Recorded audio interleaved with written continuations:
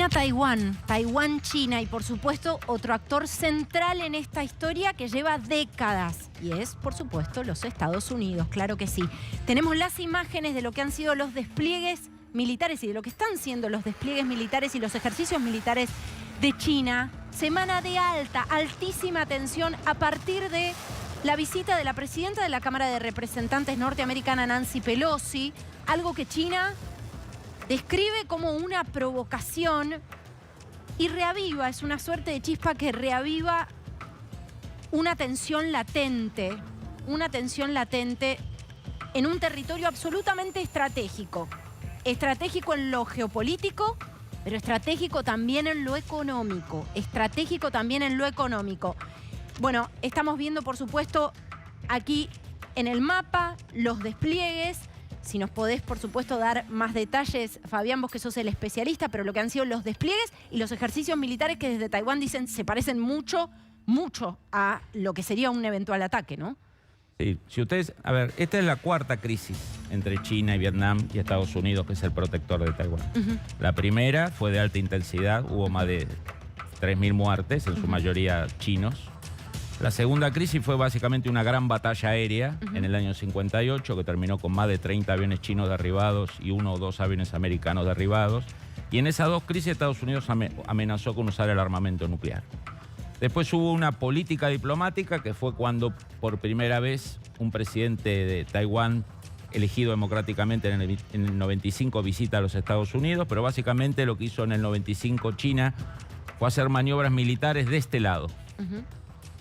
A diferencia de la actual crisis, si ustedes se fijan, se nota el crecimiento económico, político y militar de China y ahora China decide hacer maniobras todo en torno de Taiwán, bloquearla. Perdón, voy a hacer simplemente una acotación. Aquí hay poco más de 120 kilómetros, ¿no? O sea, la distancia entre Taiwán y la China continental es de poco más de 120 kilómetros. Y te agrego ¿no? más, estas pequeñas islas que están bordeando China son soberanía de Taiwán. O sea, uno de los escenarios, no necesariamente posible hoy, es que China, antes de hacer una gran operación militar, en algún momento de crisis, decide ocupar estas pequeñas islas de Taiwán.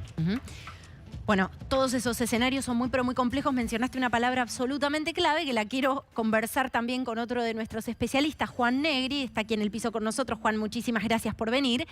Mencionaste, Fabián, una palabra delicada, la palabra soberanía, porque lo que aquí está en juego es la reivindicación o no de la autonomía de Taiwán. ¿Podés darnos un contexto general para entender brevemente este conflicto que también describía Fabián?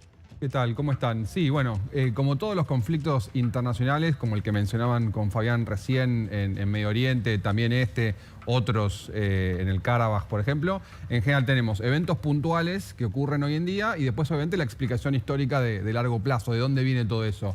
Acá lo que estamos hablando hay que remontarse a la década del 40, al levantamiento comunista frente a la República de China.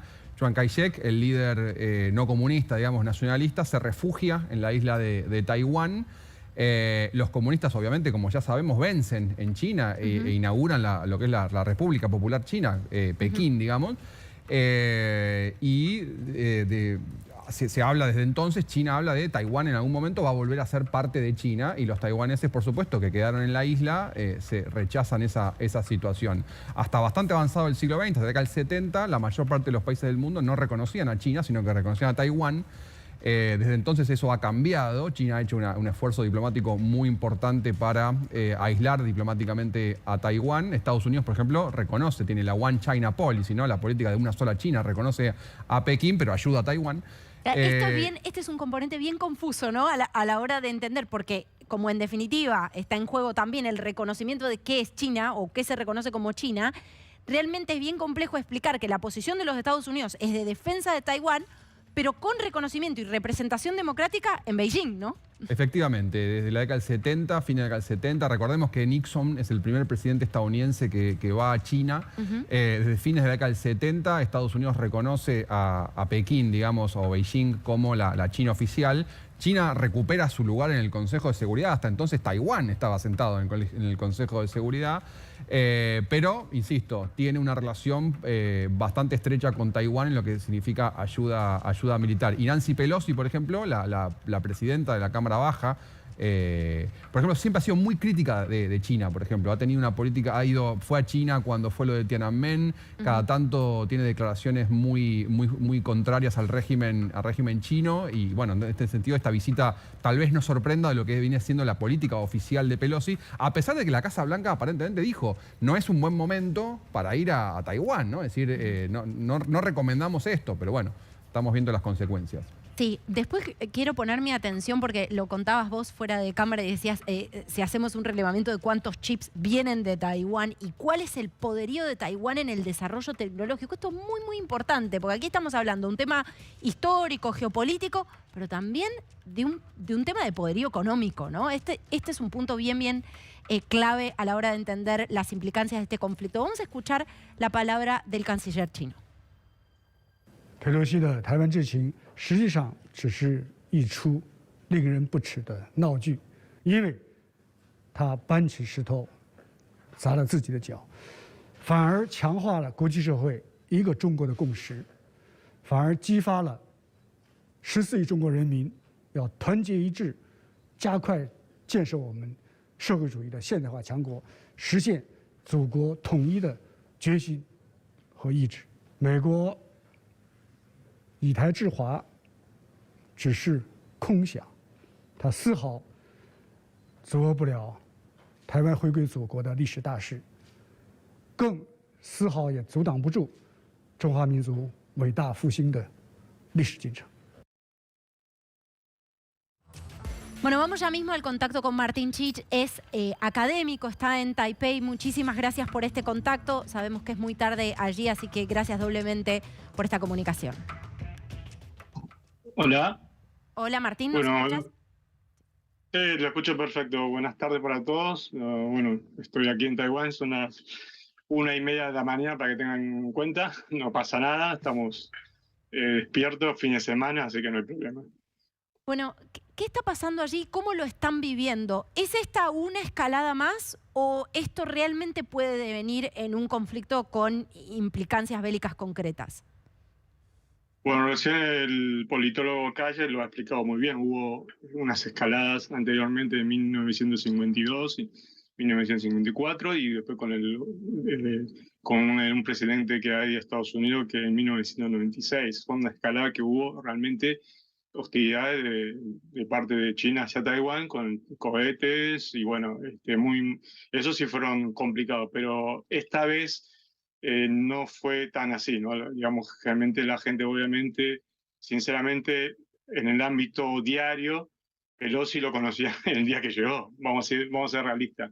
Hubo poca cobertura en un principio, durante 2 horas, hasta que, digamos, China ha, digamos, tomado esa decisión de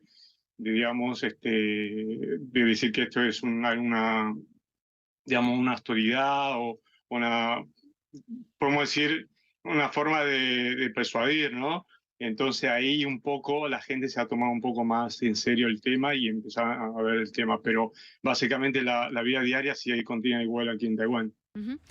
A ver, el gobierno de China, de la China continental, lo que dice es, bueno, esta es la isla rebelde, ¿no? Este es un territorio rebelde que nosotros reivindicamos como una provincia más o una parte más de China. Por otro lado, desde Taiwán reivindican la autonomía como autonomía histórica. ¿Qué pasa con la sociedad civil, con la opinión pública? ¿Hay sectores que quieren ser y se conciben como parte de China o mayormente hay un deseo de autonomía, de vivir bajo un régimen democrático? Bueno, básicamente yo nací en Taiwán, pero me he criado en Buenos Aires 20 años y he vuelto a Taiwán ya 20 años. Y aquí básicamente la sociedad es como en Argentina, ¿no?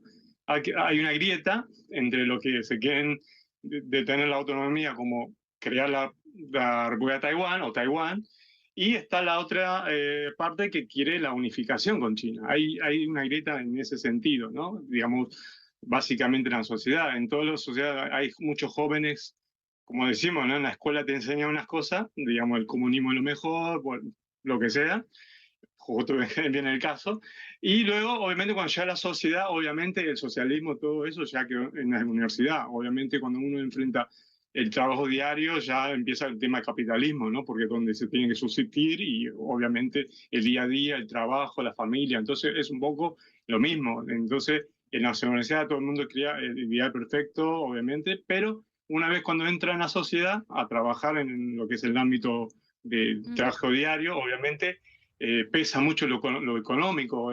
Vuelvo a repetir, en Taiwán y en China, hoy en día la prioridad es la economía. Digamos, entre las dos partes saben que la economía es donde hace más fuerza, ¿no? Vamos a escuchar la palabra de Nancy Pelosi justamente cuando dejaba a Taiwán. They may try to keep Taiwan from visiting or participating in other places, but they will not isolate Taiwan by preventing us to travel there. We've had high-level visits, senators in the spring, a bipartisan way, continuing visits, and we will not allow them to isolate Taiwan. They are not doing our travel. And if we do not speak out for human rights in China because of commercial interest, we lose all moral authority to speak out about human rights any place in the world. Martín, aquí se toca otro punto central y otro punto central en los cuestionamientos al gobierno de China, al gobierno de Xi Jinping, que tiene que ver con la cuestión de los derechos humanos. ¿Cuán instalada está también esta discusión en Taiwán?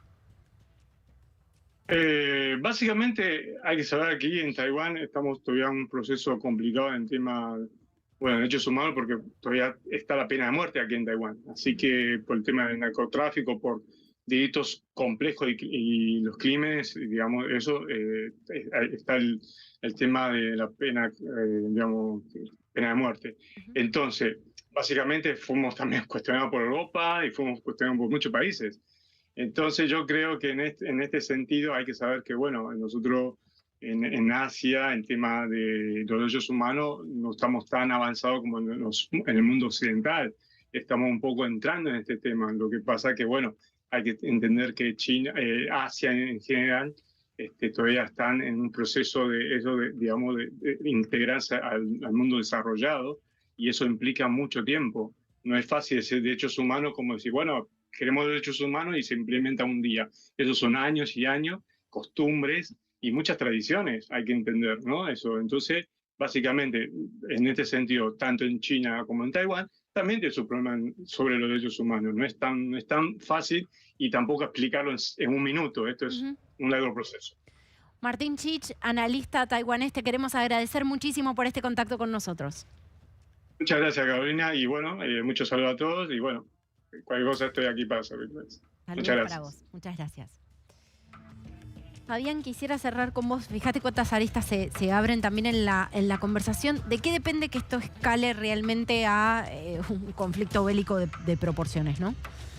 A ver, China todavía le falta mucho tiempo para proyectarse como gran poder naval. China nunca fue una gran potencia naval, cuando estaba conquistada por los mongoles. Pero China como imperio siempre fue una gran potencia terrestre. Por eso se llamaba el imperio del centro, ¿no? O sea, el mar nunca fue lo fuerte de China. Y para hacer una operación militar a gran escala hay que tomar dos factores. Primero, que China tiene esas debilidades todavía de proyección naval. Y la segunda es que existe la seria sospecha, si bien nunca explicitada, pero la seria sospecha que Estados Unidos está dispuesto a ir a una tercera guerra mundial para defender a Taiwán. ¿Por qué? Porque Taiwán y todas las islas y su conexión con Japón son la verdadera barrera que a futuro le traba a China la proyección naval al Pacífico. Entonces China tiene que decidir, su liderazgo tiene que decidir si conquistar Taiwán vale la pena una tercera guerra mundial. Esa es la ecuación. En definitiva, como hay una disputa por ser el hegemón, digamos, ¿no? O por esa es la disputa que nos va a acompañar, si no tenemos una guerra nuclear antes, en los próximos 40, 50 años. China que quiere desplazar a Estados Unidos y Estados Unidos que se quiere quedar. Bueno, tenemos mucho para seguir conversando con Juan Negri y con Fabián Calle en torno a otros dos conflictos. También vamos a hablar de lo que, por supuesto, sigue sucediendo en la guerra en Ucrania con todas sus implicancias y, atención, con una advertencia de las Naciones Unidas. Pero también tenemos que hablar de otros conflictos latentes que han visto una nueva escalada en los últimos días. Kosovo-Serbia y, por supuesto, Armenia-Azerbaiyán. Hacemos una pausa, ya venimos.